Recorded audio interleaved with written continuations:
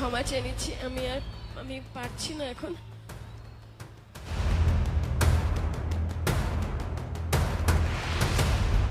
গত শনিবার 19শে জানুয়ারি অশোকনগর উৎসবের শেষ দিনে মঞ্চ থেকে অসুস্থতার কথা বলেছিলেন।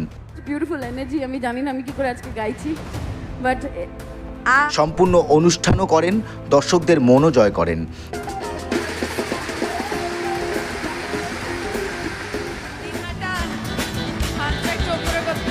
কিন্তু গত মঙ্গলবার অর্থাৎ 21শে জানুয়ারি দিনহাটা উৎসবে পারফর্ম করতে করতেই আচমকা অসুস্থ বোধ করেন মোনালি ঠাকুর।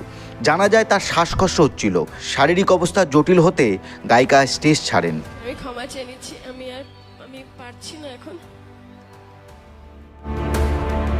শুধু তাই নয়, তড়িঘড়ি তাকে হাসপাতালে নিয়ে যাওয়া হয়। কোচবিহারের একটি হাসপাতালে ভর্তি করানো হয় তাকে। আপাতত গায়িকার অবস্থা স্থিতিশীল বলেই জানা গিয়েছে। অনেকভাবে চেষ্টা করেছেন, ও খানিকটা জোর করেই কয়েকটা গান করেছে, কিন্তু শারীরিক অসুস্থতা কারো নিয়ন্ত্রণে থাকে না। কখন হবে, কিভাবে হবে কেউ বলতে পারে না। তবু চেষ্টা করেছে গান গাইবার, কিন্তু আমাকে ডাক্তারবাবুরাও বলছিলেন যে ওকে জোর করাটা ঠিক হবে না।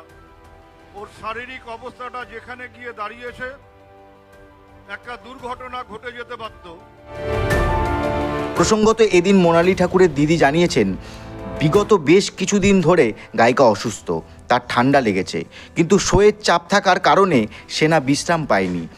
এমনকি গলা ভেঙে গিয়েছিল তার। দিনহাটা যাওয়ার সময় বিমানেও শ্বাসকষ্ট হচ্ছিল তার।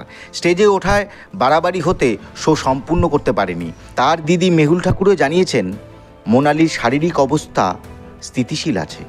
এই খবরন।